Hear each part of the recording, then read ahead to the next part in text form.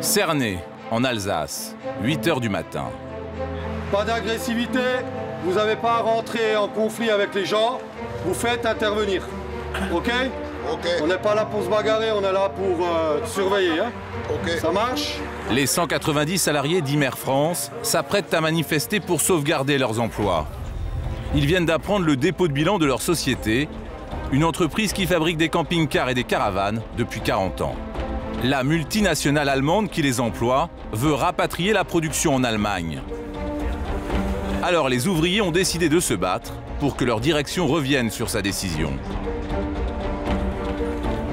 Celui qui organise la résistance, c'est Antoine Dugaud, délégué syndical de l'usine depuis 15 ans. Bon, on a demandé à négocier pour essayer de voir ce qu'on peut sauver encore sur ce site-là. Mais depuis 17 jours, personne, aucun signe de vie des actionnaires. Et bien sûr qu'on a peur. Et quand on voit ce qui se passe aux alentours également, avec toutes les boîtes qui ferment autour de nous, ben on a de fortes craintes à rester au chômage pendant longtemps. L'entreprise a été placée en redressement judiciaire pour une période de 2 mois. 2 mois pour sauver 190 emplois. Une course contre la montre vient de commencer. Les salariés d'Imer France vont-ils réussir à empêcher la fermeture de leur usine? C'est ma vie. Hein. Fabrication de caravanes, c'est ma vie. Hein. Jusqu'où vont-ils aller pour faire entendre leur voix? Jusqu'en Allemagne! De leurs premières actions jusqu'au dénouement final, nous avons suivi le combat de ces ouvriers hantés par le spectre du chômage et de la précarité. Moi, j'ai pas envie d'aller dormir sous les ponts, de finir comme tous ceux qu'on voit à la télé. Action commando, négociations secrètes. S'il fait pas un chèque ce soir, ça va mal se finir. Moments de joie et de désespoir. Santé, hein, pour Noël, tu le sens. Voilà. Pendant 6 mois, nous nous sommes plongés dans une réalité devenue malheureusement de plus en plus fréquente. En France, en 2009, 428 usines ont fermé leurs portes.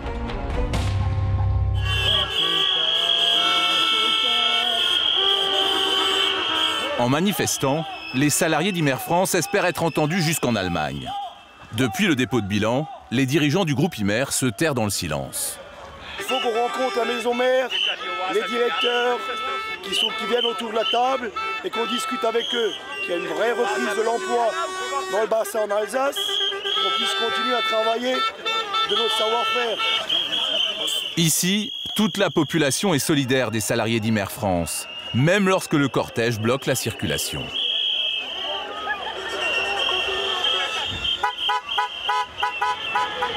On participe moralement.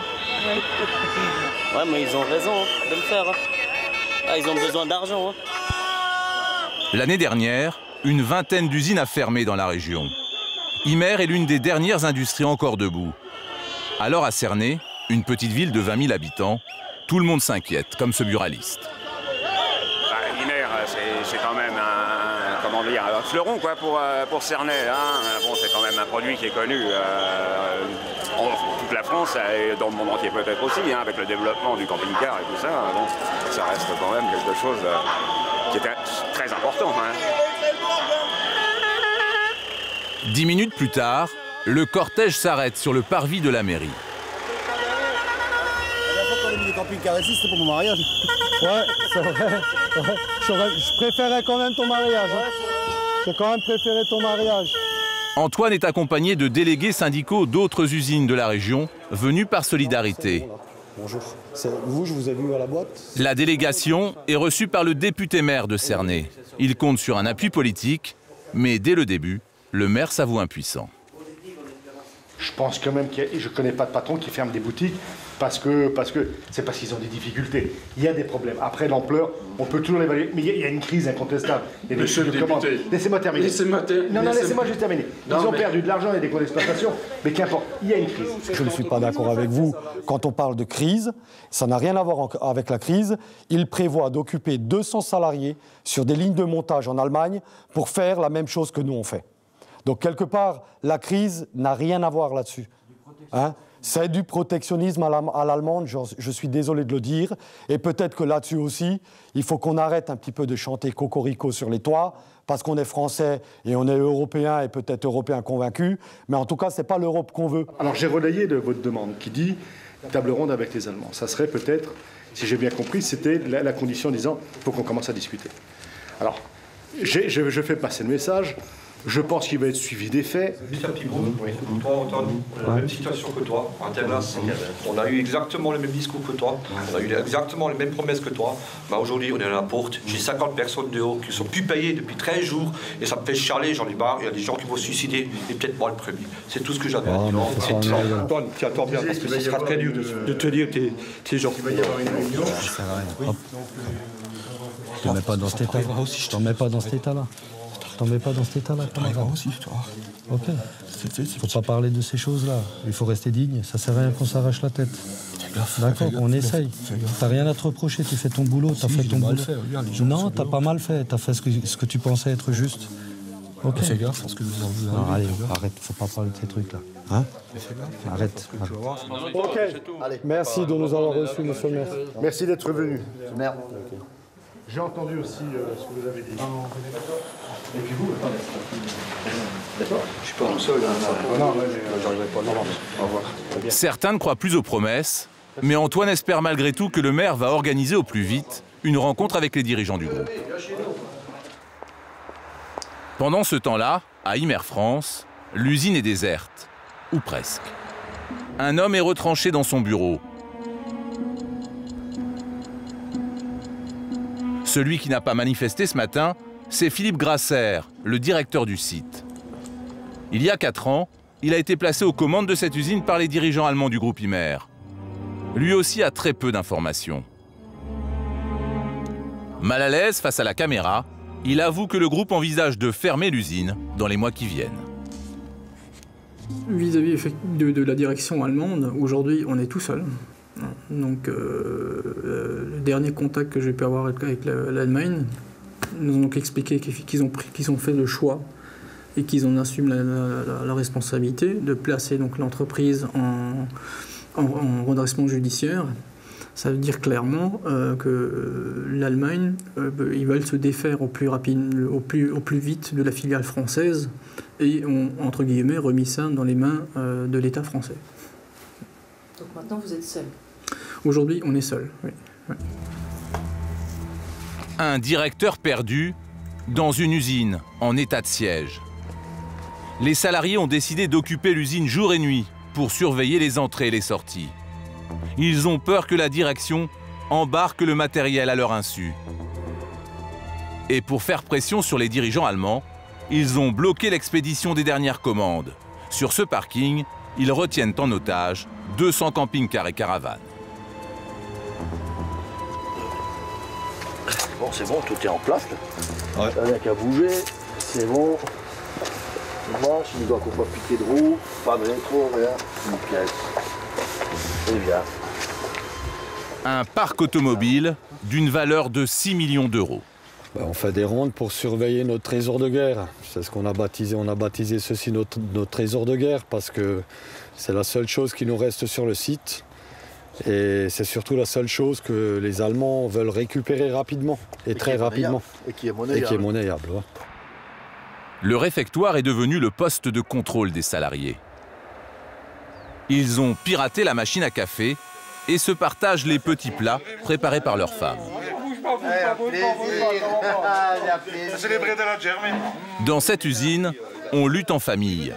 La femme et les enfants d'Antoine sont venus apporter leur soutien. Mon inquiétude, c'est de ne plus avoir son travail, quoi. L'inquiétude, c'est de ne plus pouvoir suivre au niveau des études pour mes enfants. J'ai ma grande, elle a envie de faire des grandes études, mais est-ce qu'on va pouvoir suivre? Je ne sais pas. Si eux, ils ont envie de faire des grandes études, comment je vais faire? Ils savent que les cadeaux de Noël, ils ont eu une chose, ils en ont moins que d'habitude. C'est pour ça qu'ils sont un peu tristes et c'est pour ça qu'ils sont un peu démoralisés, quoi, dans un sens. Combien d'années d'ancienneté? 21 ans, moi aussi. Les salariés se côtoient ici depuis très longtemps. Roby, combien d'années d'ancienneté? 31 ans. J'ai 31 ans de présence dans la boîte. Et quand j'ai commencé à travailler, mon fils n'était même pas encore né. C'est dur, et puis je suis pas tout seul. Hein, Non, pas tout seul, Roby. Oui. C'est ma vie. Hein. Ouais. Fabrication de caravane, c'est ma vie. Hein. Hubert, lui, a 21 ans d'ancienneté. Sa femme et 6 autres membres de sa famille travaillent chez Imer France. Alors pour lui, si l'usine ferme, c'est tout un monde qui s'écroule. Je vois pas mon avenir ici. Je le vois plus aujourd'hui. J'espère le voir, parce que bon, j'ai essayé de tirer jusqu'à la fin. Mais aujourd'hui, je ne vois pas mon avenir ici. À cause de ça. Je ne vois pas. Et je tiendrai jusqu'au bout. Je ne lâcherai. Tout le monde ne lâchera rien. Ah, nos amis, les clients. Nos clients. Bravo. Bravo. Bravo. Les ouvriers reçoivent ce matin la visite de clients. Des particuliers propriétaires de caravanes venus les soutenir dans leur combat. Pour nous, c'est important de les soutenir. Ils travaillent pour nous depuis 40 ans maintenant. Donc c'était important d'être ici. Vous êtes satisfait de leur travail? Oui. Sinon, on ne serait pas là. Fiers de leur présenter leur savoir-faire, les salariés leur proposent une visite des ateliers. C'est soudé manuellement et puis on va vous montrer... Là, vous avez donc le sol. Pas grave d'être dedans ou pas, quoi. Pour l'occasion, les ouvriers s'improvisent guides touristiques dans une usine aux allures de musée. C'est l'artisanat.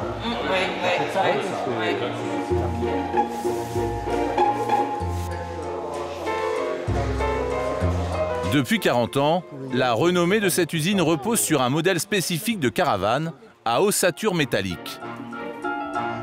Un modèle de légende pour ses clients passionnés qui font partie d'un club de caravaning. Cette visite est pour eux un moment privilégié.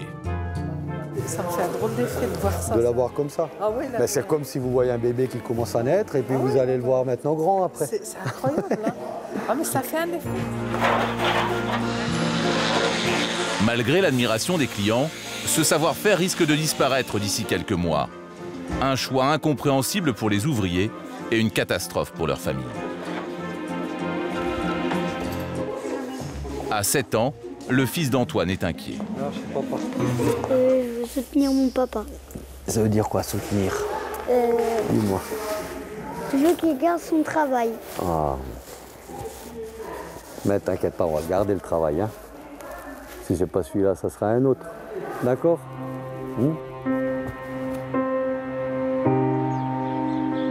Une semaine plus tard, l'hiver s'installe à Cernay.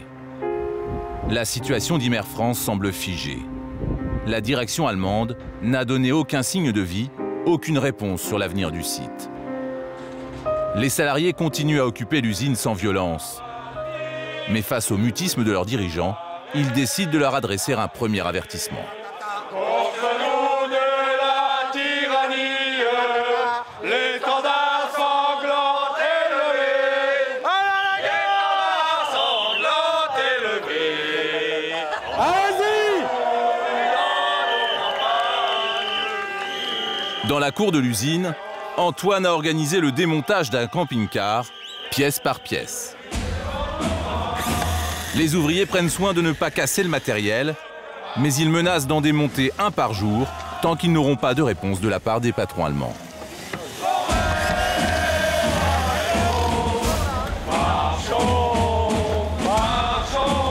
Jusqu'en Allemagne, s'il le faut.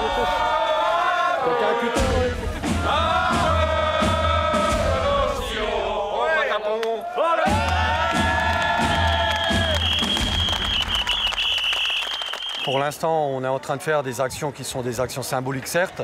Il n'y a pas de casse, il n'y a rien du tout. On tient à notre matériel pour l'instant. Je dis bien pour l'instant, parce que les esprits se chauffent un petit peu.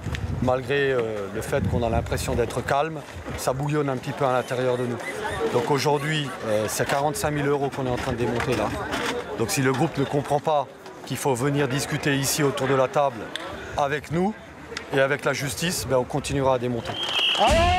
Pendant qu'Antoine motive les salariés, une vieille dame apparaît soudain au balcon de l'usine. C'est Madame Spitt, la sœur du fondateur du groupe Imer. Ancienne directrice de l'usine, elle est passée chercher quelques affaires et assiste à la scène, médusée. Qu'est-ce qu'il y a? Madame Spitt, ouais. Ah oui, ben hélas, des fois, il faut Il faut faire la part des choses, hein. C'est comme ça. Pas de provocation. Pas de provocation, mais Antoine espère qu'elle fera passer le message en Allemagne. En attendant, les salariés entreposent le matériel qu'ils ont démonté au fond de l'usine, dans un endroit qu'ils ont baptisé le cimetière des camping-cars. C'est une bataille d'usure. Ils doivent être usés avant nous. Ouais, j'espère. De toute façon, hein? La guerre, on l'a gagnée.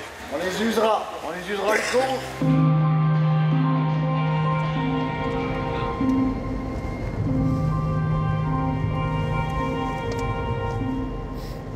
Il est 18 h, Antoine rentre chez lui. Toute la journée face aux salariés, il s'est montré confiant sur l'issue du conflit. Mais après 3 semaines de lutte, il commence à douter. Quand tout est fini, on rentre à la maison, on va se coucher et ça commence à trotter dans la tête avec le doute. Et si on ne réussissait pas à les amener autour de la table, qu'est-ce qui va se passer? Et la grande interrogation est, et si on était en train de se planter dans tout ça? Chez lui, d'autres soucis l'attendent. La peur du chômage crée des tensions à la maison. Salut les monstres. La femme d'Antoine est agent hospitalier et travaille de nuit. Le soir, ils se croisent à l'heure du dîner. Ça va? Bah oui, et toi? T'as pas beaucoup dormi? Non. Depuis le début du conflit, toute la famille vit dans l'incertitude. Les fêtes de Noël s'annoncent moroses.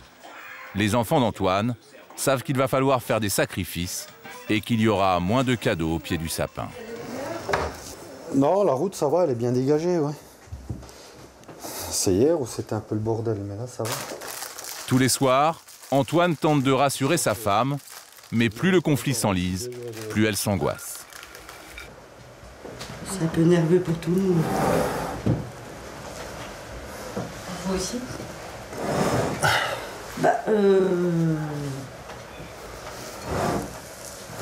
Pour moi, on va dire oui. Ça va le faire, hein, t'inquiète.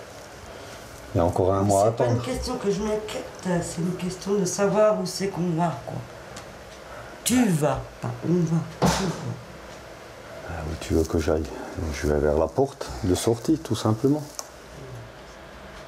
Et un seul salaire, ça peut suffire pour votre famille? Ah non, ça suffira pas. Un seul salaire avec le crédit de la maison, ça suffira pas. Ça pourra pas suffire. Il nous reste encore 15 ans à payer la maison, donc je dis 15 ans, c'est pas 2 jours, c'est pas 3 jours. Donc il va falloir prévoir, on verra bien. C'est-à-dire, vous faites des restrictions ou... Ah oui. Au niveau de tout. Au niveau boisson, au niveau coca, au niveau de tout, c'est de l'eau, du sirop, c'est au niveau de la nourriture, on fait attention, on gaspille plus. Il n'y a pas le choix, autrement on est dans le rouge. Donc c'est compte à gérer, quoi. Tranquille. Je sais pas si on n'y est pas quand même. Hein. Dans le rouge? Voilà. Bon, on a l'habitude même. On n'est pas les seuls à être dans le rouge. Si tant que tu peux subvenir à tes dettes, c'est bien. Le jour où on ne pourra plus, ben, on verra. Mais quand ils se plongent dans leur compte, c'est la panique. Avec un seul salaire de 1 300 € par mois, sa femme ne sait pas comment ils vont payer toutes les factures. Pour le moment, Antoine refuse d'y penser. J'ai pas envie de désespérer maintenant, on verra après. On verra après.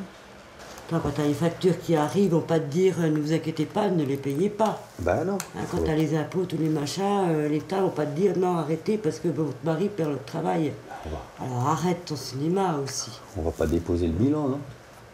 Non, mais ça m'amuse, ça.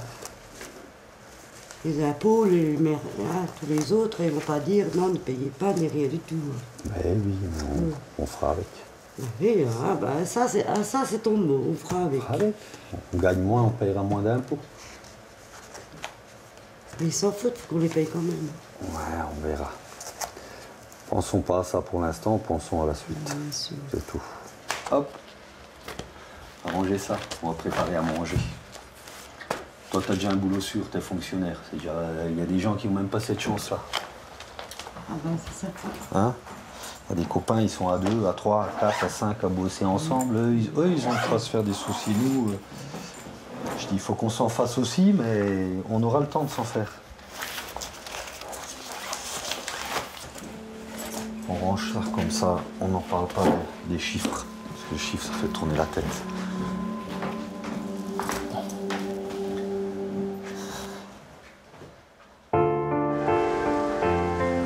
Une semaine vient de passer. Les habitants de Cernay s'apprêtent à fêter Noël en famille. Tout le monde attend le réveillon. Pour les salariés d'Imer France, pas question d'abandonner le combat. Ils continuent d'occuper les lieux et pour la première fois, ils vont passer leur réveillon à l'usine. Hormis le sapin et ses décorations, l'ambiance est sinistre. Au programme, partie de belote entre collègues. On triche pas, hein, Patrick? Non.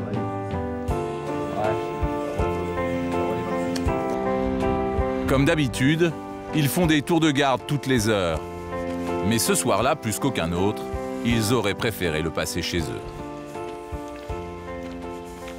J'ai ma famille qui est partie dans les Vosges, mes enfants. Alors c'est vrai que cette année, on n'avait pas pensé à ça du tout. Hein. C'est un gros pincement au cœur. Hein. Mais bon, faut, comme on dit, il faut s'y faire. Hein. Au même moment, à Cernay, Antoine part chercher le repas du réveillon pour ses collègues. C'est pour Imer France. Bonsoir. Ça va? Il a commandé un menu chez un charcutier traiteur de la ville qui lui a fait un prix d'amis. Ça c'est pour vous, hein? Oh là, j'espère que j'ai assez de place maintenant dans la voiture. Après le reste, il va vous donner, hein? Alors vous allez fêter Noël. Bon, on va fêter Noël entre nous. Hein. Combien? Non, il y en a 15 et 15, oui, une trentaine, on va dire 15 jusqu'à minuit et 15 autres qui viennent après minuit. Ah, oui, on se relaye. Solidaire, le commerçant lui prête même sa voiture pour transporter les plats. Je vais fermer la mienne. Tout à l'heure, hein? Yo! Et un joyeux Noël, hein? Antoine espère que ce repas de fête va remonter le moral de ses collègues. Lorsqu'il rejoint l'usine, un journaliste de la presse locale l'attend. Que la fête commence. On va fêter Noël, hein? Ah, ben allez, hop. Noël, notre collègue, là. Un petit apéro. La porte est fermée, La porte est fermée, Ah, c'est bon. Ouais, c'est bon. Est-ce que vous avez une petite photo avec le sapin, Noël? Allez, go, ça marche. Est-ce que vous avez une pancarte, quelque chose Des modèles qui symbolise un petit peu votre lutte? Ah ouais? C'est un gosse. Qu'est-ce qui est écrit sur la pancarte? Pour un merveilleux Noël. Pour un merveilleux Noël, Noël, je voudrais que mon papa ait du travail. Ah ouais. Ça c'est super. On peut faire du bruit, on n'entend pas.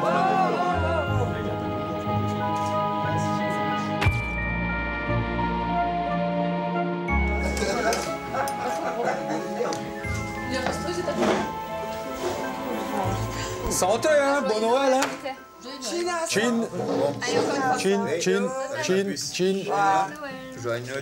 Bon, ça vous fait quoi, là, Noël, entre nous, là? Mais il n'y a pas de soucis. On est bien. On est bien, là. On est bien, là. Balcon. Celui qui rentre, c'est Jésus. Noël, c'est une fête de famille, un réveillon, c'est une fête de famille, mais bon. Surtout Noël, mais bon. Là, on est aussi une famille, quoi. C'est la grande famille. Ah, une grande famille, ouais. C'est la famille mère. Heureusement qu'on est là, parce que bon... Vous pensez qu'ils sont où les patrons à l'heure qu'il est, là? Ils sont en train de savourer leur foie gras. Ouais. Et le caviar, n'oublie pas. Du caviar, oui. Mais pas du caviar... C'est pas des œufs de l'Inde, c'est du caviar. Ils se mettent tranquillement quand on s'en met plein la lampe. Donc nous on est là. Question de ce qui se passe. Ah, excellent. Non, ça. Ils y pensent même pas. Ah, ils pensent même pas. Ils pensent même pas. Ciao, ça va sonner. Le Père Noël est déjà passé. Salut, tu crois que t'as quelque chose? Il est 1h du matin. Antoine rentre enfin chez lui. Il s'est montré souriant toute la soirée devant les salariés. Mais une fois seul, l'émotion le submerge. Ça sera peut-être le dernier réveillon que certains passent entre eux au niveau de la boutique. En tout cas, j'espère pas, mais... Ouais, je pars avec un petit peu de déception quand même aujourd'hui. J'en ai gros sur la patate aujourd'hui. Donc on va récupérer les gosses. Je vais rentrer voir les gosses en espérant qu'ils sont encore réveillés. On va essayer d'ouvrir les cadeaux ensemble. Et puis demain est un autre jour. On verra bien. Allez. Bonne nuit. Face à la détresse des salariés, la détermination des dirigeants allemands paraît inflexible. À 300 km de là, ils semblent d'ailleurs avoir déjà décidé du sort de l'usine.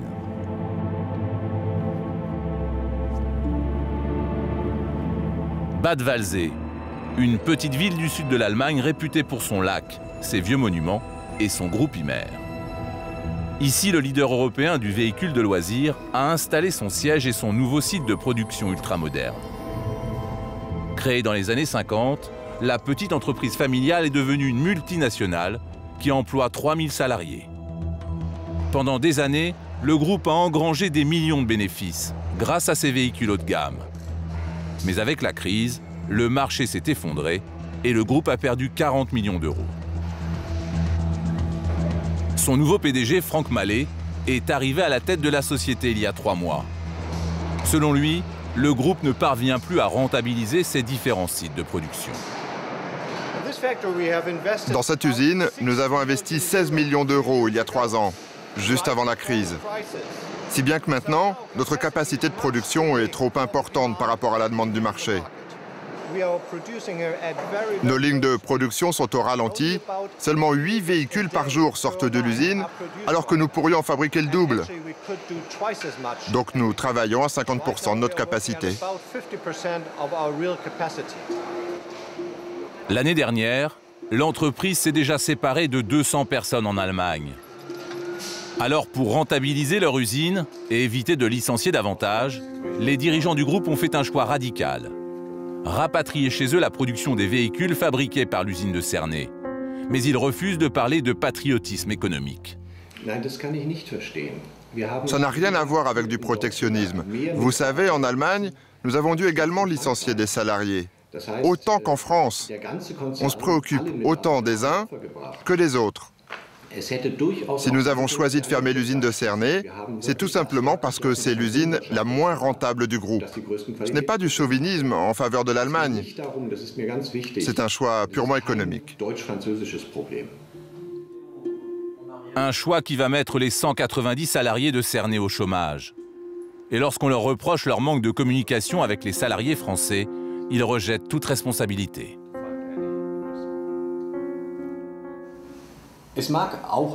C'est vrai qu'il y a un problème de communication, mais si la communication est rompue, c'est les syndicats français qui l'ont voulu, avec leurs méthodes agressives. C'est eux qui ont rompu le dialogue en décidant d'occuper l'usine et de bloquer les livraisons de caravanes. On ne peut même pas rentrer dans l'usine. Et quand nos collaborateurs essaient de les joindre par téléphone, ils leur accrochent au nez. En partant, nous croisons par hasard Erwin Imer, le père fondateur de l'entreprise. À 79 ans, c'est l'une des plus grosses fortunes d'Allemagne. Son patrimoine est estimé à 400 millions d'euros. Nous tentons de l'interroger sur la fermeture de l'usine de Cernay. Poliment, on nous fait comprendre qu'il n'intervient plus dans le management. Vous m'accordez une interview? Non, non, je suis trop vieux. Il n'est pas autorisé à donner des interviews. Un millionnaire qui embarrasse les dirigeants de la société. Car au moment où ils envisagent de licencier des dizaines de personnes, Erwin Imer fait construire sur ses deniers personnels un musée de la caravane d'une valeur de 12 millions d'euros, juste en face de l'usine. Un bâtiment colossal qui doit ouvrir ses portes en juin prochain, quelques mois après la fermeture programmée de l'usine française.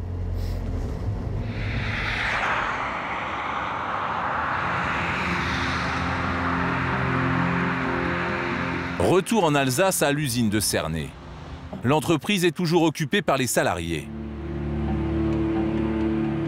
Aujourd'hui, ils reçoivent la visite de l'administrateur judiciaire. Lors du dépôt de bilan, Maître Veil a été nommé par le tribunal de commerce pour tenter de sauver l'entreprise de la fermeture. Ce matin, il a pris rendez-vous avec les délégués syndicaux pour faire le point. Ça va? Maître Veil sait que le groupe allemand ne reviendra pas sur sa décision. À demi-mot, il leur annonce qu'il n'y a plus d'espoir. Aujourd'hui, le groupe vous a donné une réponse concernant le fait qu'on veut les voir très rapidement pour mettre un calendrier de discussion en place. Ils auraient une possibilité de venir le 13 janvier. Mais là, c'est pareil, c'est aussi fini. Attendez, le 13 janvier, ça fait 1 mois et demi là, qui nous laissent pas rôter là. Alors, qui nous ont foutus dans une merde comme disait Antoine, et on nous laisse pas rôter 1 mois et demi, comme si on était des animaux. Non mais attendez, mais les animaux, ça va devenir des hyènes, avec la haine. Hein. L'intérêt clair de Imer Allemagne, c'est pas de développer Imer France. Hein. Et s'ils ne veulent pas nous donner ce volume parce qu'ils veulent recentrer l'activité chez eux, qui viennent discuter, c'est tout. C'est ce que me posait la question, en fait, leur avocat me disait, mais de quoi voulez-vous discuter? Mais de quoi on peut discuter? Alors je crois que, maître, la première fois que je vous ai vu, je vous ai dit, ces gens-là jouent à l'âne pour qu'on leur donne du foin. Tout le monde a bien rigolé, je crois que je ne me suis pas beaucoup trompé. Je me suis pas beaucoup trompé. Ça, c'est une chose. Alors nous, ce qu'on veut, eh ben, on veut tout simplement sortir dignement après 40 ou 50 ans de bons et loyaux services. Voilà ce qu'on veut. Vous savez, ils vous font pas de cadeaux non plus. Hein. Tout à fait. Faut pas non plus. Ils sont nationalistes, on peut l'être aussi un peu. Hein. Moi, je suis pas. Ce sera de leur faute. S'il y a le feu dans la boutique, ce sera de leur faute. C'est tout. Et ça, c'est le message que vous devez leur faire passer. Mais là, c'est pas du semblant et c'est pas du poker menteur. Là, c'est du vrai. À la prochaine. Bonne fête quand même. Ouais, c'est quand même Noël. Hein. C'est pas des fêtes, c'est quand même Noël. La gueule du cadeau, mais enfin bon, c'est quand même Noël. C'est quand même Noël. Donc on compte sur vous pour faire passer le message. Je fais passer le message et je vous tiens au courant. Une entreprise dont l'actionnaire et les dirigeants ne veulent pas la poursuite, vous ne pouvez pas la poursuivre. Ou là, il faut un repreneur. Et c'est là qu'on retrouve la définition du repreneur. Mais pour qu'il y ait un repreneur, il faut qu'il y ait une marque que nous n'avons pas, un réseau que nous n'avons pas, des brevets que nous n'avons pas. La seule chose qu'on a, c'est du savoir-faire, mais c'est insuffisant. Donc, vous êtes pessimiste? Je ne suis pas pessimiste, mais disons que c'est un dossier qui est particulièrement difficile. Hein. Il faut vraiment qu'il y ait une volonté de la maison mère d'essayer de trouver quelque chose. On ne fera pas ça seul. Donc parce que c'est la maison mère qui est déterminante. Et comme ils ne viennent pas vraiment, donc... j'espère qu'ils viendront en tous les cas avant le 13 janvier. Antoine doit annoncer la mauvaise nouvelle aux salariés réunis dans le réfectoire. On vient d'avoir réunion avec l'administrateur. Il vient de nous annoncer que les actionnaires étaient prêts à venir le 13 janvier. Ce jour-là, dans l'assistance, Lucien et Philippe, le fils et son beau-père, représentent l'aile dure des salariés. Le groupe vise la liquidation judiciaire de la boîte. Est-ce qu'on va attendre les mains croisées jusqu'au 20 là en disant merci, au revoir? Ben c'est pas ce qu'on a dit. Hein. Ben, les actions qu'on a faites, ça n'a pas suffi pour les faire venir. Mais non, il y en aura d'autres. C'est tout. Voilà, ben c'est la vérité. C'est des fils de Voilà, mais c'est la vérité. Et c'est comme ça. C'est la vérité, c'est comme ça. Et ces fils de malheureusement, on doit les avoir autour de la table. Et on doit réussir à leur tirer du blé, à leur tirer un accord, à leur tirer de l'accompagnement. Si on n'a aucune réponse, à partir du 4, la situation ne va pas rester autant calme qu'elle est actuellement. Parce qu'il va falloir passer par des actions beaucoup plus virulentes s'ils n'ont pas compris qu'il faut qu'ils viennent ici autour de la table. Je dis la cocotte, elle commence, attention là. Ah non, là, faut qu'ils arrêtent maintenant leur connerie. Tu penses les mecs qui étaient énervés avant? Ils sont révoltés car ils viennent de comprendre que la décision du groupe les condamne au chômage. Leur nouveau combat désormais, obtenir des primes de départ plus importantes que le minimum légal. Pour 10 ans d'ancienneté, un ouvrier licencié touche 3 800 €. Les salariés estiment mériter davantage. Même si on se fait virer, on ne va pas être viré avec 1 500 €. Hein. On veut plus, c'est clair. Il y a des gens qui ont donné 35 ans de leur vie ici, ils vont se faire dire avec rien. Je ne suis pas d'accord. Pour eux, c'est pour moi aussi, bien sûr. Il faut nous comprendre. Hein. On est là avec la cocotte minute qui commence à péter, là, doucement. C'est bien beau de jouer à la belote. Mais bon, à certains moments... Non.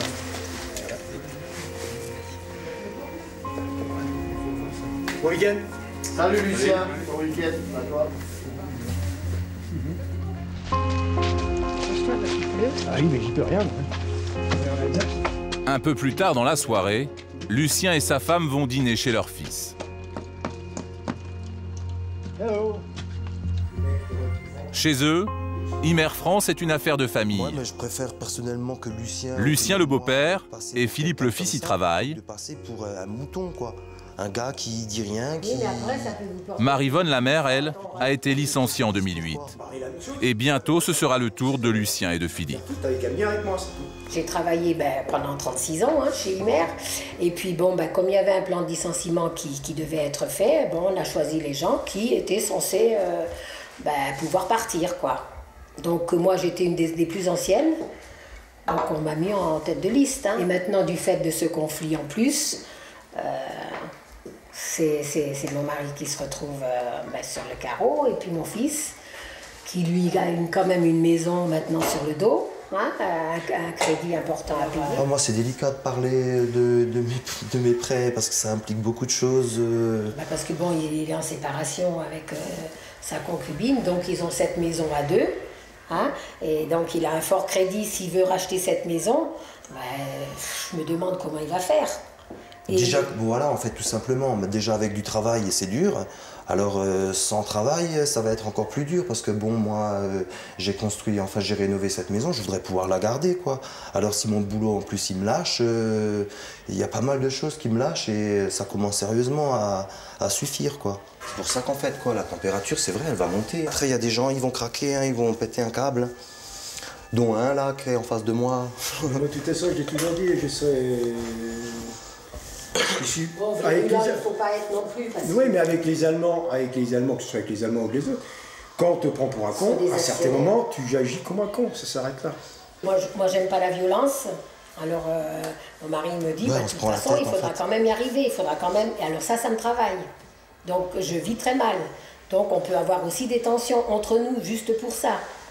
Et mon fils est quand même assez virulent aussi. Et quand il me dit, toi, maman, tu t'es toujours laissé faire et tu n'as jamais rien dit. Ouais, c'est la vérité. Mais en tout cas, il faut se rebeller, quoi. Tu peux pas te faire avoir comme ça sans ne rien faire. En tout cas, moi, personnellement, ça peut pas passer, quoi. Comme j'ai dit tout à l'heure, je veux bien perdre, il n'y a pas de problème. Mais avant de perdre, je veux pouvoir jouer aussi, moi aussi. Tu vois mal parce que nous, on sera aux avant-postes, mais on sera pas aux avant-postes. Moi, j'ai dit dès le début, les Allemands ne viendront pas, les Allemands ne viendront pas, c'est clair et net. Et bien, ça va dégénérer, un point, c'est tout. Je suis pas pour mettre des claques au directeur ou quoi que ce soit, parce que, comme j'ai dit tout à l'heure, il va y avoir des dérapages et ça va faire mal. C'est du matos. Oui, c'est du matos. Pourtant, si on avait pu leur mettre une tarte dans la gueule à chaque fois qu'ils nous ont raconté des conneries, on n'en serait peut-être pas là aujourd'hui. Ça, c'est une chose qu'elle est certaine. Là, maintenant, vous voyez comment je peux vivre la chose. Parce qu'ils sont tous les deux contre moi. Enfin, je dirais pas que je suis contre eux, mais ça me fait mal, quoi. C'est ça. Et donc, moi, je le vis très mal.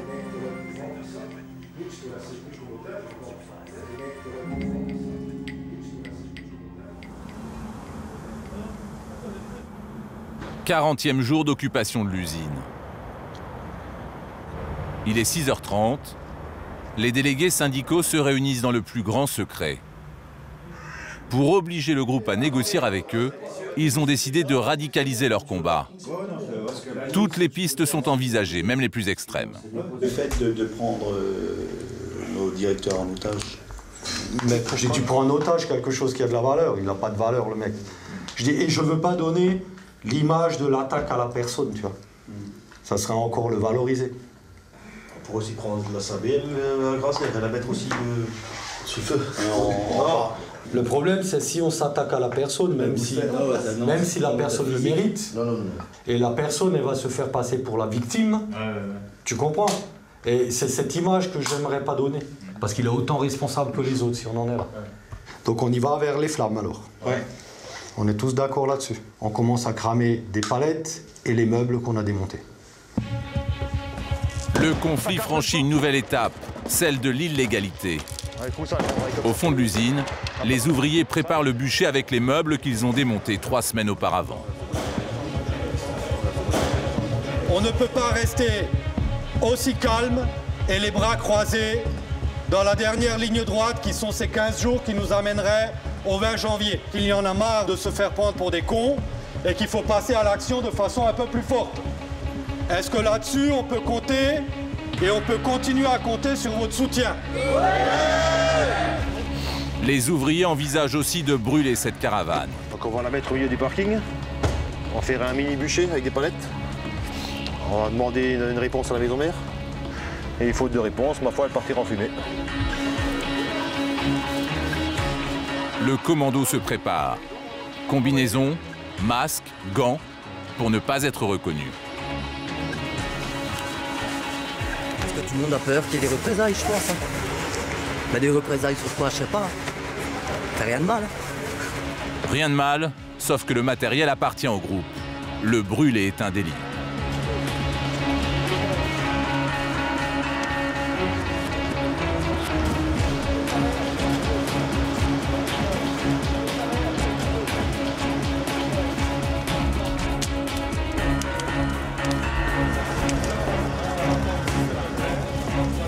Tous les salariés sont réunis pour assister à ce triste spectacle.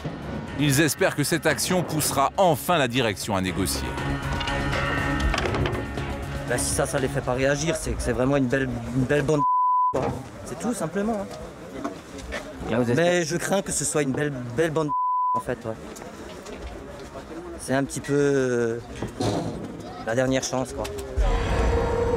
Peu à peu, tout le stock de meubles de l'usine part en fumée. Un crève-cœur pour les ouvriers qui les ont fabriqués de leurs propres mains. Quand tu commences à cramer ton produit parce qu'on veut te foutre dehors et sans même négocier et te jeter du jour au lendemain dehors, alors que ça fait quand même 40 ans que ça existe à quelque part, ça fait mal au cœur. Plusieurs médias couvrent l'événement. À travers eux, Antoine vise les patrons allemands. Il leur promet une escalade de la violence. On n'en a plus rien à foutre, qu'ils réagissent ou qu'ils réagissent pas. À un moment donné, on l'a dit, on partira la tête haute. Et si on doit cramer tout ce qui est sur le parc d'un coup, on cramera tout ce qui est sur le parc d'un coup. On a préparé une caravane là derrière, ils ont 48 heures. Maintenant, c'est à eux de voir. Nous, aujourd'hui, on a tout perdu. On a perdu notre boulot, on a perdu 20 ans d'histoire dans cette boîte. Pour moi, en tout cas, à titre personnel. Hein, d'autres 30, d'autres 40. Mais tant pis, on est jetés comme des vieilles savates. Ben voilà, mais c'est comme ça, on cramera tout, un point, c'est tout. Ils vont payer. Quitte à ce qu'on récupère rien, ils vont payer.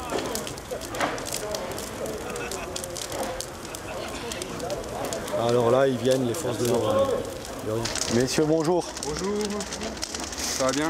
Ouais, non, ça va pas bien. Meilleurs vœux déjà pour commencer. Ouais, vous aussi, bonne année. On s'est pas vu depuis la dernière fois. On va juste aux dernières nouvelles, voir... On se chauffe parce qu'il fait froid. Je vois, voir où vous en êtes un petit peu. Ben, on en est au stand-by total, blocage total, 40 jours de silence. Personne ne bouge, aussi bien les politiques que même le sous-préfet. On n'a rien du tout, donc on nous laisse pourrir et crever ici dans notre coin. Donc on va crever en beauté, tant qu'à faire. Hein.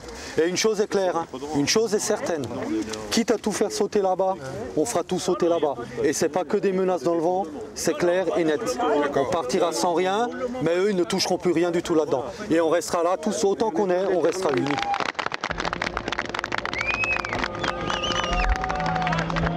Pour le moment, les flammes sont limitées à 2 bennes sécurisées et ne mettent personne en danger. Rassurés, les gendarmes quittent les lieux. Dans son bureau, Philippe Grasser, le directeur du site, assiste impuissant à la scène. Il prône un retour au dialogue social. Je pense que c'est vraiment un gâchis. Je pense qu'on peut faire quelque chose de bien de cette entreprise. Mais pour ça, il faut travailler ensemble et il faut essayer d'aller de l'avant. Mais à la fin de l'interview, marquée par les événements de la journée, le directeur se confie davantage. Et aujourd'hui, on est dans le syndicalisme des années 30, malheureusement, ici, sur ce site. Voilà, donc c'est aucune chance ou perspective d'évolution. C'est-à-dire syndicalisme des années 30, c'est systématiquement non. Hein. Le patron, c'est systématiquement un voyou. Tout ce qu'il propose, c'est de la merde. Il ne faut pas l'écouter. Voilà, c'est comme ça. C'est du communisme pur et dur, c'est tout. Visiblement, entre les dirigeants et les syndicats, le dialogue n'est plus possible. 21h, les dernières cendres se consument. J'ai préparé avec un logiciel pour faire une mise en page. Pour Antoine, la journée est loin d'être terminée. Sur Internet, il met en ligne les clichés du bûcher pour les envoyer aux actionnaires allemands. Pour lui, ce conflit, c'est le dernier round. Ça sera mon dernier combat pour les gens d'Imer France. Ça sera mon dernier combat chez Imer France. mais je le mènerai jusqu'au bout. À Noël, il y a eu quelque chose de, je dis pas de magique, mais il y a eu quelque chose. Le fait de se retrouver ici à Noël, seul, sans les gosses, sans ta femme. Après, j'ai 46 ans d'âge, c'est la première fois que je passe un Noël dans une boîte comme ça. Tu te dis, mais attends, je rentre à la maison le lendemain, ma gamine qui m'écrit une lettre que je trouve sur la table en disant papa, tu nous manques, même si t'es pas là, pardon, on t'aime quand même, etc., etc. Ben... Oui, ça c'est vrai que ça a fait un choc passer Noël et Nouvel An dans la cuisine. Bon, c'est pareil, 52 ans, mais c'est la première fois que ça m'arrive. Généralement, Noël, c'est en famille. On n'est pas là pour... On veut notre dû.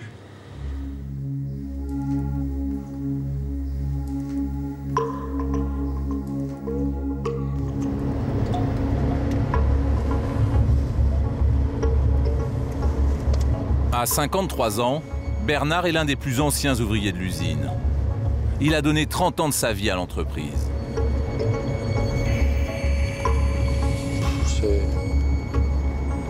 C'est un peu la folie, je ne le souhaite pas. Je le souhaite à personne, tu vois, ce que je suis en train de passer. Moi et les collègues, ce qu'on est en train d'en baver là. C'est écœurant comment on traite des êtres humains. Alors qu'on n'a rien fait de mal, on veut juste garder notre boulot, c'est tout. On demande ce que le plus commun des mortels veut, travailler. Bernard vit en pleine campagne dans un petit pavillon avec sa femme et sa fille de 24 ans. Tous les soirs, il rentre épuisé de ses journées de combat. Ça va? Salut les petits. Ça va? Oh ouais, je suis mort. Je suis cassé. Putain, il est temps que ça se termine, je te jure, on ras-le-bol. On le sent mal. Antoine, il le sent mal aussi, ça sent pas bon. Ouais. Ouais, voilà. Bon.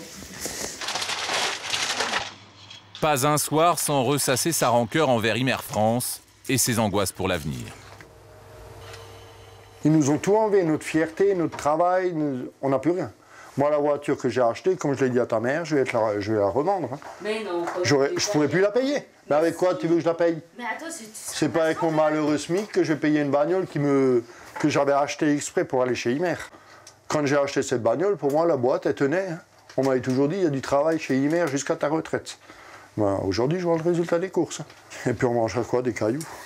Mais je travaille aussi. Hein. Tu travailles, mais il faudra que tu travailles jour et nuit pour remplacer les deux salaires. Hein. Et tu crois que je vais me faire entretenir par toi?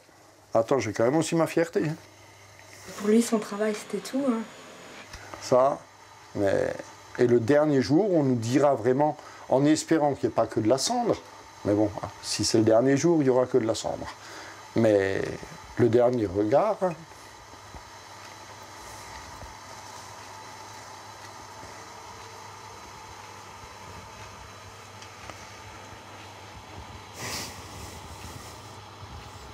Bon, il y a la fatigue et tout.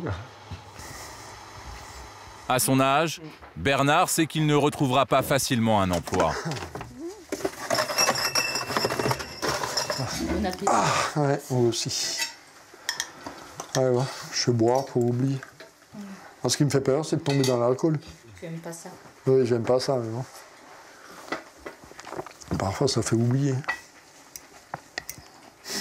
De toute façon, tu ne seras pas sans rien. Tu auras des indemnités de chômage. Mais je ne suis pas un assisté. Mais je te l'ai déjà dit, je ne veux pas être assisté.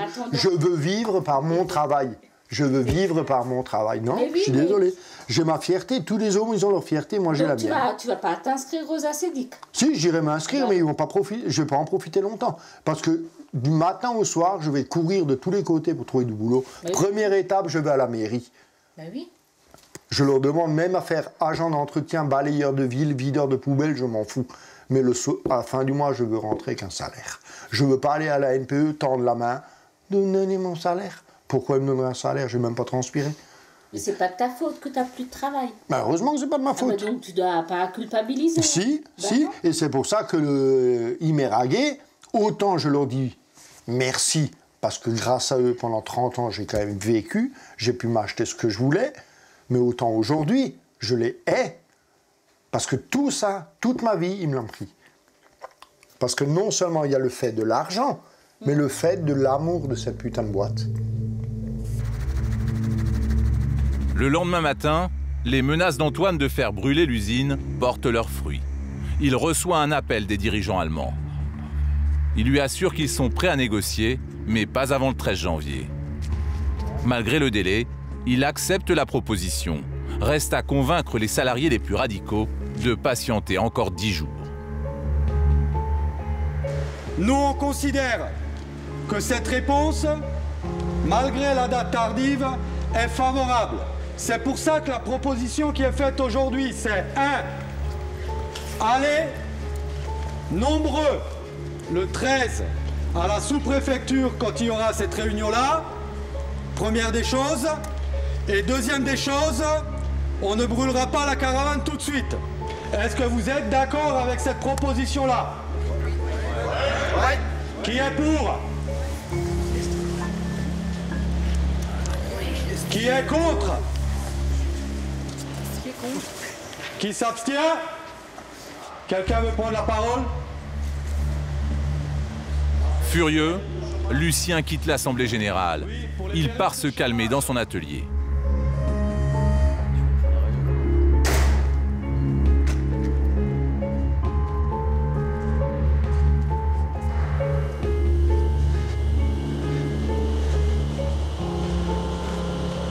Oh là, je te sens chaud. Non, ça passe. On est dans la merde. Ouais, on est dans la merde, je sais, mais... Tu crois, tu as confiance dans les Allemands, toi? Le problème, c'est pas le fait d'avoir confiance ou pas confiance. Le fait, c'est si on arrête tout de suite tout maintenant, on est sûr de rien gagner.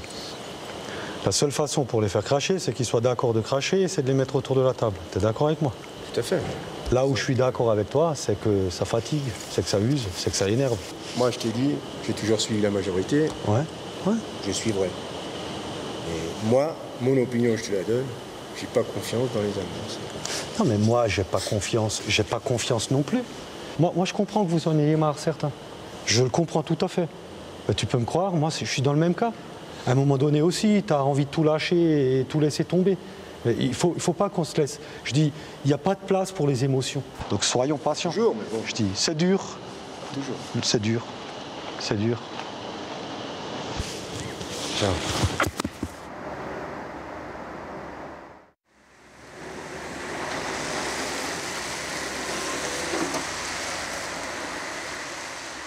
Enfin le jour tant attendu. Antoine se rend à la sous-préfecture pour rencontrer les dirigeants allemands. Tous les espoirs des salariés reposent sur ce rendez-vous.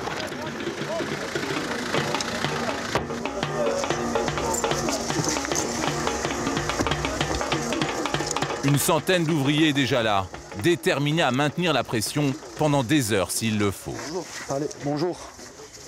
Ouais. En guise de comité d'accueil, d'importants renforts de gendarmerie. Bonjour. Bonjour, messieurs. Bonjour. Ah ben, j'espère qu'on vous. Bonjour. Bonjour. Et quand on est accueilli par des hommes en bleu, c'est... C'est bon signe, vous êtes en toute sécurité. On est en toute sécurité. Voilà. La République est là pour protéger. Voilà, la République est là pour moi. C'est bien. C'est bien. Monsieur le sous-préfet, bonjour. Bonjour. Bonjour. Oui. D'accord. Ah, il y a des grands sourires, c'est bien ça. Dans la salle, tous les responsables sont présents. L'administrateur, le directeur de l'usine, les élus et surtout Hermann Pfaff, le bras droit du PDG allemand. Depuis 50 jours, Antoine attend cette confrontation. Mais l'homme n'en est pas à sa première négociation. Après quelques minutes de débat, le ton monte. Au député maire, maintenant, je vous demanderai de bien vouloir vous retirer de la pièce. On vous remercie. On négocie pas. Vous le dites. Si vous voulez pas négocier, vous le dites aussi. Monsieur Dugaud, vous croyez vraiment que nous allons régler un plan social en 10 minutes? Je vous propose qu'on se revoie dans une semaine pour parler de ça. On a besoin de plus de temps pour réfléchir à toutes vos propositions.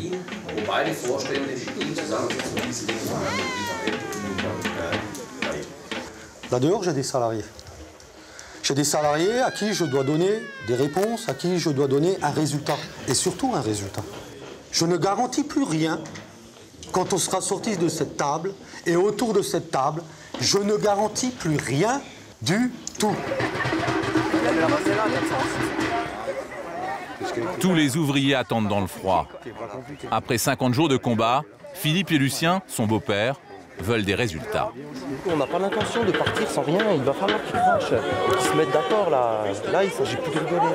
Il faut qu'ils lâchent, ils sont là, il faut qu'ils lâchent. C'est clair et net, parce que là, on est à bout.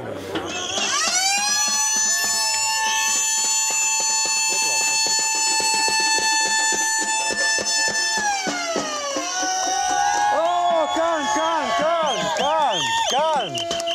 calme. Bon les gars, tant qu'il y a de la discussion, il y a de l'espoir. Ok? Même si pour l'instant la situation sur le démarrage des négociations semble, on va dire, pas très favorable pour nous, il faut quand même continuer à garder espoir. Et ce que je tiens quand même à préciser, je regrette... On ne peut pas s'inviter, non, attends, on ne peut pas s'inviter à la sous-préfecture. Moi, les clashs qu'il y a à la télé où on donne des coups de pied dans les meubles, je ne veux pas ça ici à la sous-préfecture. Ok? On réglera nos problèmes avec les vrais responsables qui sont ceux du groupe.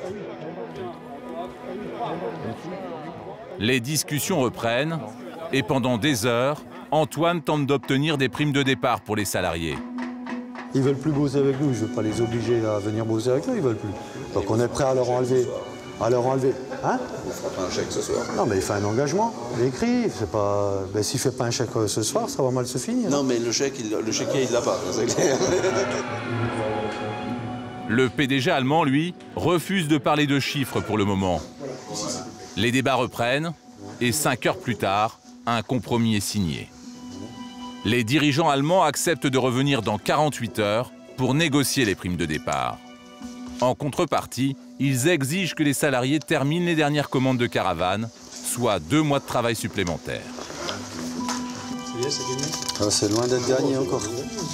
C'est encore loin d'être gagné. C'est perdant-perdant aujourd'hui. Il est 21 h. Antoine annonce aux salariés qu'ils devront encore patienter. Ils reviennent le 15 pour qu'on finalise un accord sur la prime extra-légale.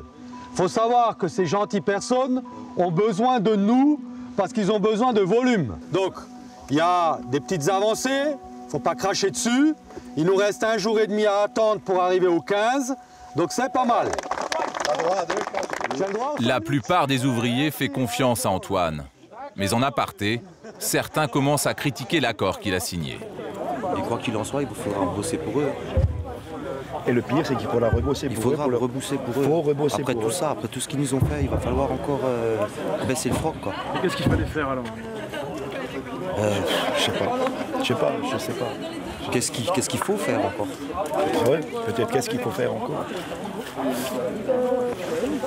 Si les gens ils se contentent de ça, bah, franchement, c'est pitoyable. Voilà le fond de ma pensée. Allez, c'est là.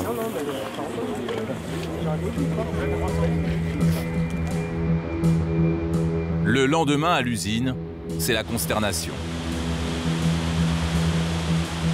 Chacun fait l'inventaire de son poste et du matériel a disparu.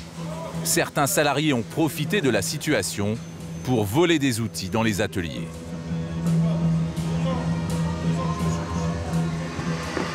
J'avais plus de cadenas à mon coffre de rangement, on va dire. Quoi. Donc, ben voilà, j'avais plus de machine, plus rien. J'ai pu récupérer un petit peu difficilement, puis bon, bah. Il y a eu pas mal quand même de fauches. C'est l'éternel problème de savoir c'est qui c'est pas la peine. Comme dit, c'est pas normal par rapport aux collègues, quoi. C'est tout. Des vols qui pourraient peser sur les négociations. Mais il y a plus grave. Au fond de l'usine, un petit groupe de rebelles se forme. Ils rejettent l'accord qui a été signé par Antoine avec les Allemands. Ils ne veulent pas reprendre le travail et se disent prêts à réduire l'usine en cendres. En première ligne, il y a Philippe. J'ai jamais vu un conflit se régler dans la gentillesse et sans ne rien faire de méchant, quoi. Il va falloir être méchant, ben tant pis. Hein. S'il faut être méchant, eux ils sont bien méchants avec nous. Antoine est inquiet. Il sent que la situation lui échappe. Il décide de réunir d'urgence tous les salariés dans le hangar principal.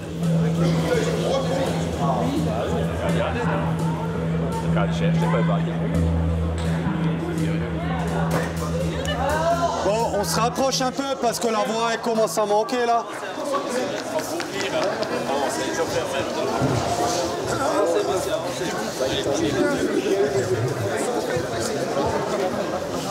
Je préfère vous avoir tout près parce qu'il y a des choses qu'on doit devoir se dire les yeux dans les yeux, tous autant qu'on est. La première des choses, c'est concernant hier, les négociations qu'il y a eu. Il faut savoir une chose, on est satisfait, c'est mi-figue, mi-raisin. L'important, c'est qu'on garde l'espoir. L'espoir de pouvoir continuer le 15 à négocier et à obtenir le maximum. S'il y a un montant qui est donné, qui nous satisfait, on est prêt à demander la prolongation et à continuer à travailler. Alors aujourd'hui, j'entends des rumeurs qui tournent de droite à gauche et moi, je n'ai pas le temps de traiter les rumeurs. Alors s'il y a des gens qui, malgré le fait qu'on réussit à avoir un accord, ne veulent pas travailler, il faut qu'ils le disent. Au moins, on arrête de discuter, on brûle tout et on rentre tous à la maison. Mais moi, je pars du principe qu'on ne s'est pas fait un cul comme ça, tous autant qu'on est, pour en arriver à ça. Ça, c'est la première des choses. Donc ceux qui ont quelque chose à dire par rapport à ça, qu'ils le disent ou qu'ils ne disent plus rien jusqu'à quand on aura eu l'accord. OK? Est-ce qu'il y a quelqu'un qui a quelque chose à dire? Par contre, moi, avec les copains, on s'est battu avec des gens francs, avec des gens dignes, avec des gens honnêtes. J'espère que les gens resteront honnêtes jusqu'au bout. Parce que moi, je veux défendre des gens honnêtes. Quand je dis honnête, c'est qu'on ne doit même pas ramener à la maison une vis dans les poches. Et j'espère de garder cette envie que j'ai eue de vous défendre depuis le début, jusqu'au bout, même si j'obtiens rien. On se bat ensemble. Un discours très ferme qui permet de resserrer les rangs. Mais Philippe, lui, n'est toujours pas convaincu.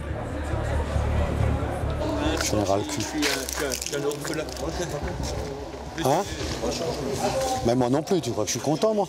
Mais tu crois que je suis content, moi? J'ai la haine. Hein? Moi, Antoine, je suis incapable de travailler là. Oui, non, mais je le sais que tu seras incapable de travailler là. Mais après, on prend nos responsabilités les uns les autres.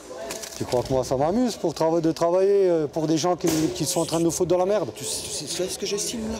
Qui continuent et qui se sont foutus de notre gueule et de la même manière. Ouais, non, mais c'est ton choix. Mais c'est ton choix. Mais ils se sont foutus de notre gueule. Mais c'est vrai qu'ils se sont foutus de notre gueule. Mais on fait quoi?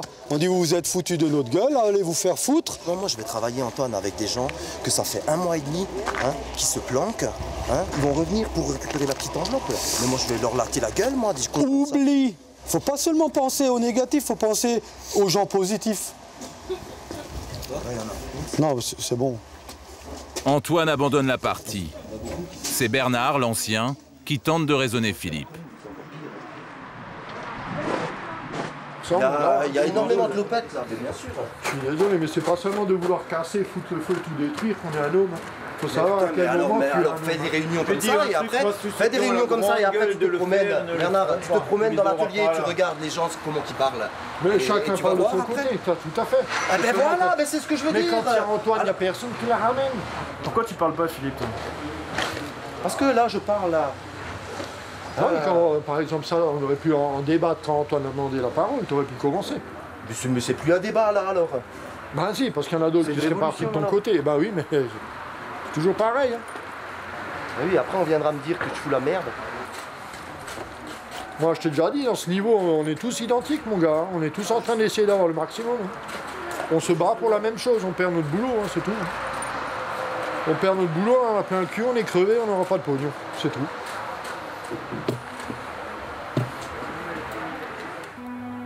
C'est la journée de la dernière chance. Antoine doit reprendre les négociations avec les dirigeants allemands. Il va tenter de leur arracher des primes de départ de 20 000 € par personne au minimum, soit 1 an de salaire pour un ouvrier. Des primes qui devraient s'ajouter au minimum légal.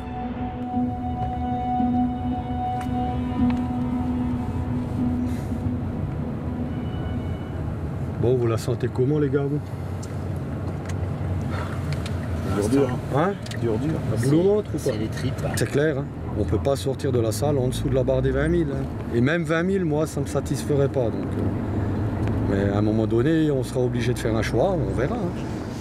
Allez-y, les gars, Non, vous rentrez pas. Pardon. Non, vous ne rentrez pas, c'était une instruction du sous-préfet. Toutes les parties sont d'accord pour qu'on rentre. Non, le sous-préfet a dit non. Pour ne pas envenimer la situation, l'accès à la sous-préfecture nous est interdit. Dès l'ouverture des négociations, Antoine réclame le maximum, 50 000 € par personne. On ne peut pas payer ça, c'est aussi simple que ça. Le groupe n'a pas l'argent pour le payer. Mais gardez l'entreprise ouverte alors. Et arrêtons de jouer. Et si demain on paye rien, il n'y aura rien. Donc si vous n'aurez rien, si on veut rien payer, ça, vous pouvez tout de suite l'oublier parce qu'on vous le fera payer différemment. Nous n'irons pas plus loin, c'est notre dernière proposition. Nous vous donnons 16 000 € par personne. Vous prenez ou vous ne prenez pas? On va jouer encore comme ça combien de temps? Hein? Il y a 190 vies dehors, 190 personnes dehors. Nixto!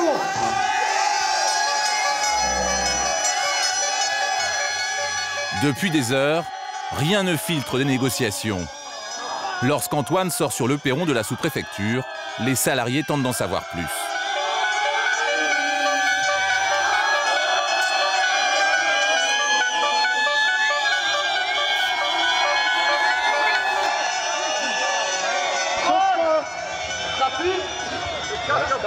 Ça pue. Donnez une réponse, la putain de merde. Foutez un max de bordel là. C'est le moment, faut y aller, foutez un max. Non, mais sinon on va chercher une caravane, on la crame. Il y en a rien à foutre. Non, mais non, on veut des réponses. Maintenant, ça commence à bien faire leur connerie là. Commence à casser les couilles.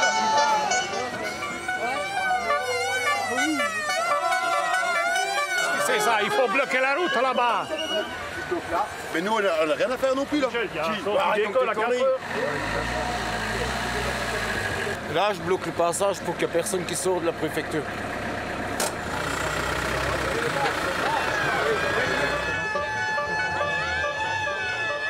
Les négociations reprennent. Dehors, deux clans s'affrontent. D'un côté les extrémistes, de l'autre ceux qui appellent au calme. Tu me fous la paix, qu'est-ce qu'il y a? Calmez-vous.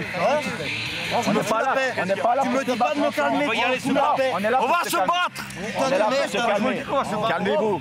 C'est fini là, cinéma. Maintenant, ça commence à bien faire ces conneries là. On attend que ça, que vous pétez les bras. Alors, c'est en train de nous entuber. Attends, pour le moment, on ne le sait pas. Attends. Ferme ta gueule là. Henri. Ferme ta gueule, je te dis moi. Henri. Moi, je te nique ta race. J'en ai rien à foutre. C'est tout, d'accord? Philippe lui aussi est sur le point de se battre. Marie-Vonne, sa mère, tente d'intervenir. Apparemment, c'est maman avec Lucien. D'accord? Tu vois la peine. Et puis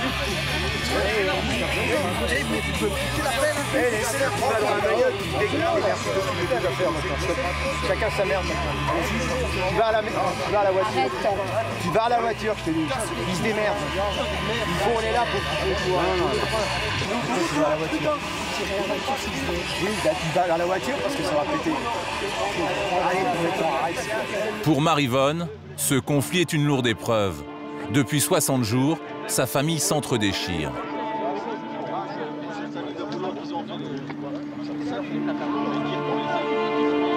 C'est des trucs qu'on ne peut pas oublier parce que moi je suis marquée pour longtemps de ça. J'en souffre déjà depuis 2 mois et ça me fait mal parce qu'on a eu des problèmes dans le couple avec mon fils et tout ça pour Imer. Je demande qu'une chose, que tout rentre dans l'ordre et que ça reparte sur un bon pied quoi, pour tout le monde.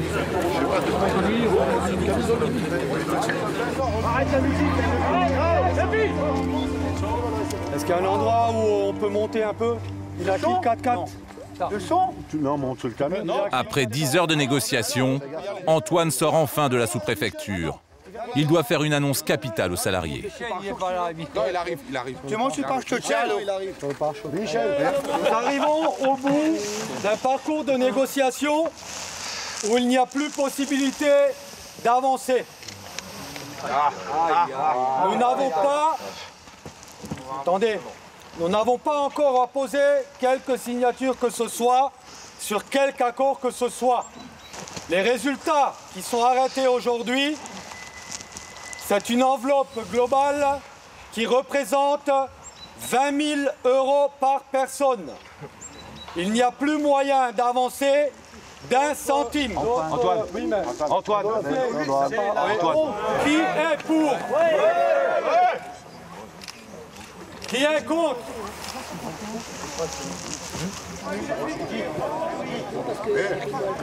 Majoritairement, c'est accepté. Voilà, même c'est comme ça. La majorité a tranché. Mais pour certains, ce vote sonne comme une défaite. Et les 20 000 € obtenus semblent dérisoires face à la perte de leur emploi. Tu vois, je te l'avais dit. Tu vois, qu'est-ce que j'avais dit? On se fait baiser là pour 20 000 €. Qu'est-ce qu'on a à foutre des 20 000 €? Qu'est-ce qu'il fallait faire, Philippe, alors? Qu'est-ce qu'il fallait faire? Il fallait pas accepter ça, il fallait rentrer directement au dépôt et aller tout cramer. Voilà ce qu'il fallait faire. 20 000 € et alors, tu les as pas, t'es pas plus riche pour autant. 20 000 €, c'est de la merde aujourd'hui. Aïe, ça me dégoûte, tu vois, on arrive exactement au truc que je redoutais le plus. Bref, on ne vaut pas grand-chose. On ne vaut rien. Nos têtes ne sont pas... ne valent rien, nos têtes. 50 et quelques jours pour arriver à cette merde.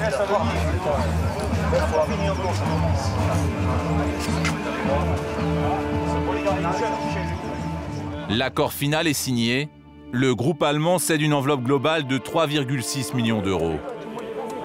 Les délégués syndicaux sortent de la sous-préfecture, résignés. C'est la fin d'une guerre d'usure qui laisse à Antoine un goût amer. Je suis crevé et merci à tous. Vous êtes fiers de vous?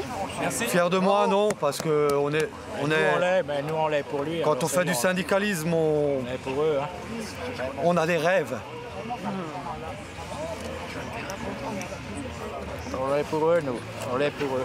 Et ce rêve n'est pas atteint.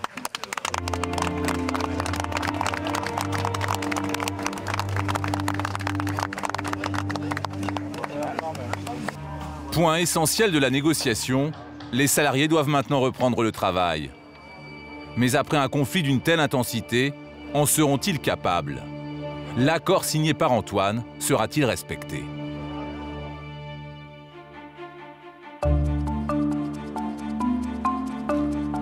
Après 2 mois d'occupation, Antoine ouvre les grilles de l'usine et remet les camping-cars à leur place.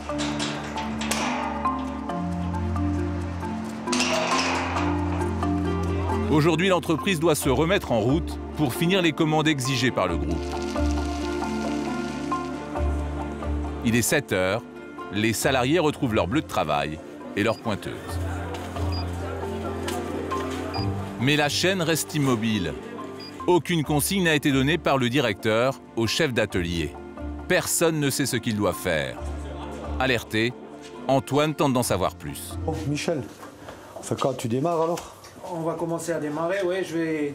Francis, tu vas commencer à distribuer les machines qu'on a retirées du circuit. Ok, mais Grasser est déjà descendu, il est déjà venu vous dire quelque chose, il vous a appelé en réunion, rien? Non, personne. Pour Bernard, c'est le flou total. Donc on a repris officiellement le travail. Depuis 9 h, on attend des instructions pour savoir quel modèle produire, quoi faire. Il n'y a rien qui bouge. Rien qui bouge. On est tous là sur la ligne, on attend, on ne sait pas quoi et on attend. C'est Grasser, on peut se voir 2 minutes? Très rapide, parce que c'est assez important. Ouais. Oui.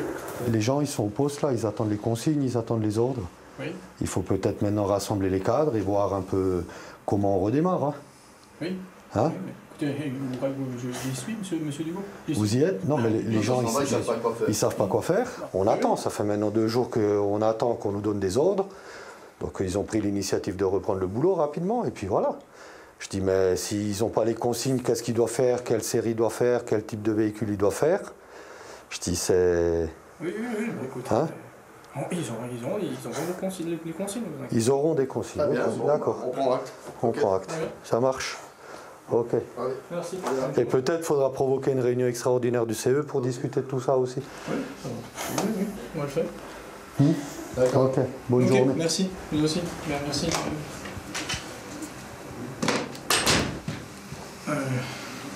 Qu'est-ce que vous pensez de cette intervention? Ce que je pense, c'est que c'est absolument théâtral. Voilà ce que je pense. Je n'ai pas attendu que M. Dugo et M. Géva toquent à ma porte pour donner des consignes. Voilà. Je pense que tout ça, c'est qu'un grand numéro de cirque. C'est partie du show. Voilà. Ça vous agace? Ah oui, beaucoup, oui. Parce qu'on perd un temps précieux avec ça. Oui. Je pense qu'on n'est pas là pour faire du théâtre, ni pour faire un numéro de cirque. On est là pour travailler, pour apporter une valeur ajoutée et satisfaire des clients. Mais bon, on n'a visiblement pas tous la même vision des choses. Alors pour les syndicalistes, moi je le répète, il est très simple de s'asseoir dans une salle, de boire de la bière et de manger des chips et toute la journée, et dire que la direction ne sert à rien et que la direction ne fait rien. Alors ça c'est un petit peu simpliste à mon avis, c'est un petit peu simple. Voilà. Indignation sincère ou volonté de sauver la face devant notre caméra, toujours est-il qu'à peine 30 minutes plus tard, le directeur convoque les cadres pour leur transmettre ses consignes. Hubert, lui, prépare son poste de travail. C'est toujours du plaisir de retourner travailler. Bon, pour l'instant, ils ont dit 3 mois, du moins jusqu'au fin mars. On espère que ça va encore durer, 3 mois, 6 mois, 1 an.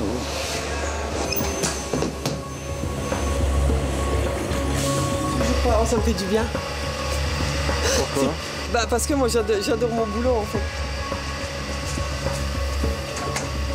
J'adore ce que je fais, ça fait 7 ans et demi que je le fais et j'adore. C'est fatigant et tout, mais j'adore. Peu à peu, l'usine retrouve son rythme de croisière. Je vais te dire une chose, moi je suis content de reprendre, même si c'est le dernier épisode, mais enfin, moi je suis content d'y retourner. Mais les dissensions au sein des ouvriers demeurent. Philippe, lui, refuse de reprendre le travail. Pour moi, c'est inconcevable de retravailler pour des pareils. Je peux pas, moi. Regarde, là, le chef, là, il regarde.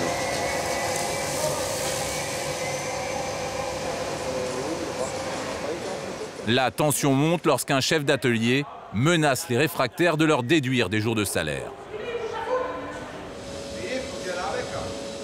Quoi? Pourquoi? Parce qu'on nous a marqué absent? Ouais. Si je suis pas payé ces 2 jours-là, ça va aller mal.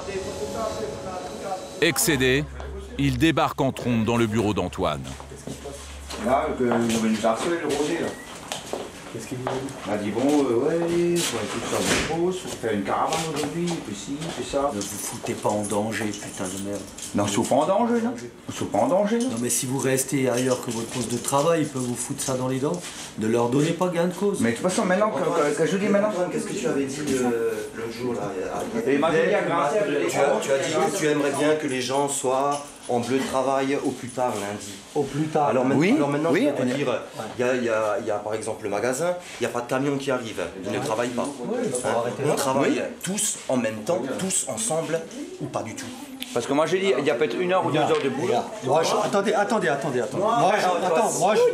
je vais être clair. Laissez-moi digérer tout ça, laissez-nous digérer. Écoute, on le digérera jamais, Philippe, on le digérera jamais. On va pas donner raison à des connards qui nous ont foutus dans la merde.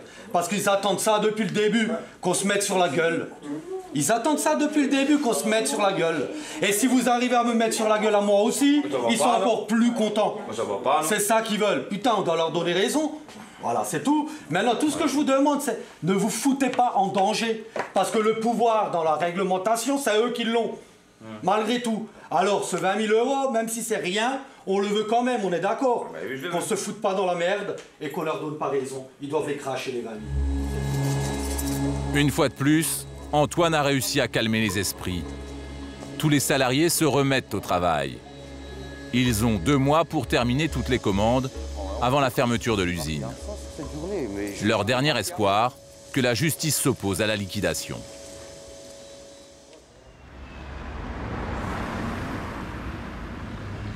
Tribunal de grande instance de Mulhouse, 9 h du matin.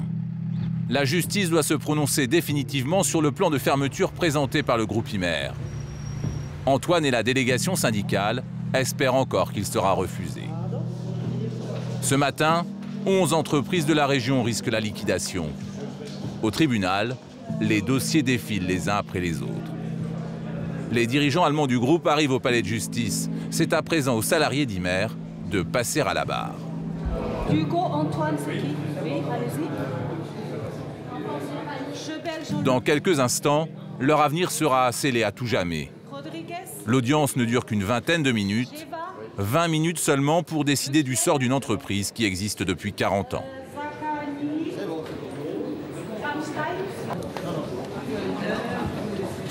C'est mort, voilà. Mais bon, je ferai une prise de parole comme je l'ai promise aux salariés dans l'entreprise. Et puis... Alors quelle est la décision?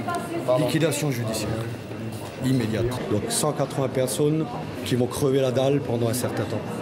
Et mon sentiment, c'est que quelque part, le salarié aujourd'hui n'est vraiment plus considéré en France.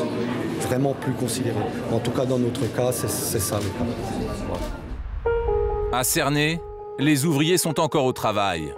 Les tensions entre salariés se sont apaisées. Ils ont honoré leur contrat et terminent la toute dernière caravane. Avec une attention particulière, ils peaufinent le véhicule qui symbolise la fin d'une époque.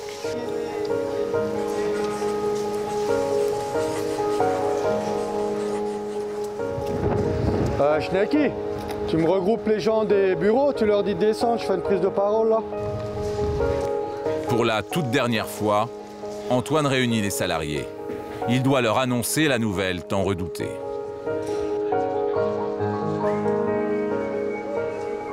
Je pense que ce n'est pas une surprise pour personne d'entre nous.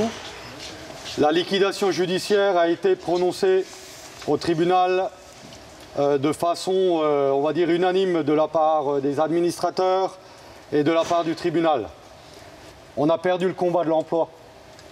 Ça, c'est un point clair, net et précis.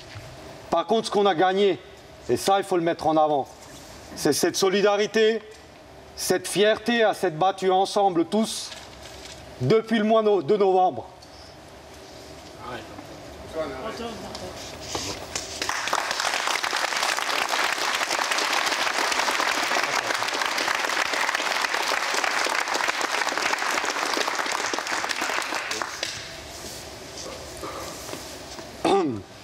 Excusez-moi.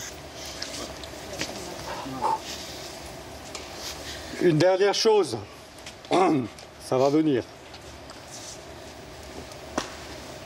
C'est merci à nous tous collectivement du boulot qu'on a fait proprement et dignement. Voilà, moi j'arrêterai mon discours là-dessus.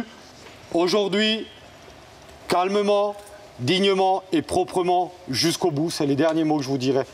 Bravo à vous les gars. Et les nanas aussi.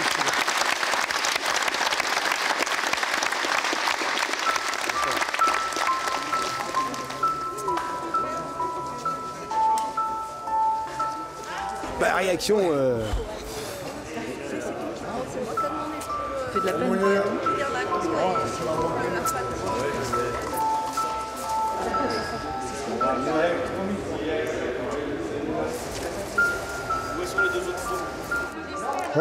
Bernard, lui, voit 30 ans de sa vie défiler. Ça fait bizarre de voir tout vide. T'as vu la rangée là? Ouais, je l'ai jamais vu ça. Ouais, j'ai jamais vu non plus. Il y a tellement de souvenirs là-dedans. Des bons souvenirs. Je me suis marié chez Imer, j'ai divorcé chez Imer. Je suis resté en contact avec ma femme qui travaille aussi chez Imer. Vous voyez? Même Philippe a oublié sa rancœur. Qu'est-ce que vous allez regretter ici? Les copains. Les copains, se lever tous les matins et discuter avec des gens qu'on apprécie. Ah oui, 8 heures tous les jours ici, peux pas laisser passer ça comme ça. Dans quelques jours, le matériel et les bâtiments seront vendus aux enchères et les salariés recevront leur lettre de licenciement.